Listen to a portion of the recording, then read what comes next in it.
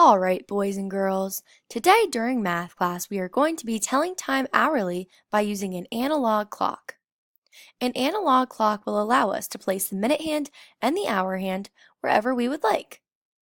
Now, in the past, we learned that the big hand is the minute hand and that the small hand is the hour hand. If you remember learning about the different hands on the clock, please give me a thumbs up. Good job, boys and girls. I see that everyone has their thumb up. We've also learned that there are 24 hours in a full day, while each hour is 60 minutes long.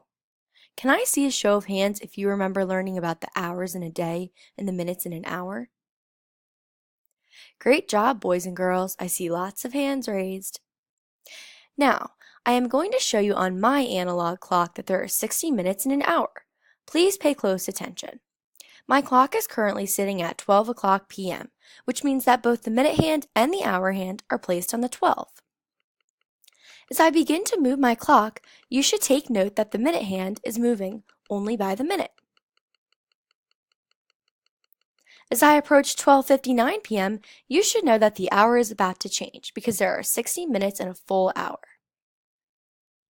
It is important for us to remember that there are 24 hours in a day and that there is an AM and a PM for each hour. If you have ever heard someone say midnight, they are referring to 12 o'clock AM, and if you have ever heard someone say noon, they are referring to 12 o'clock PM. Now, we are going to be using our analog clocks to test our understandings. We're going to start by moving our clock to 2 o'clock PM. Simon, can you come move our clock to 2 o'clock PM?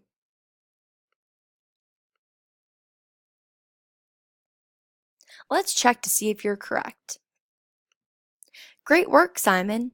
You've moved our clock from 1 o'clock p.m. to 2 o'clock p.m. Now, Emma, can you come move our clock to 4 o'clock p.m.? This is going to be a bit of a challenge because we are now moving 2 hours ahead.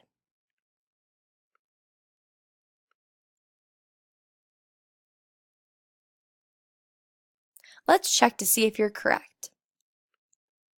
Great job, Emma.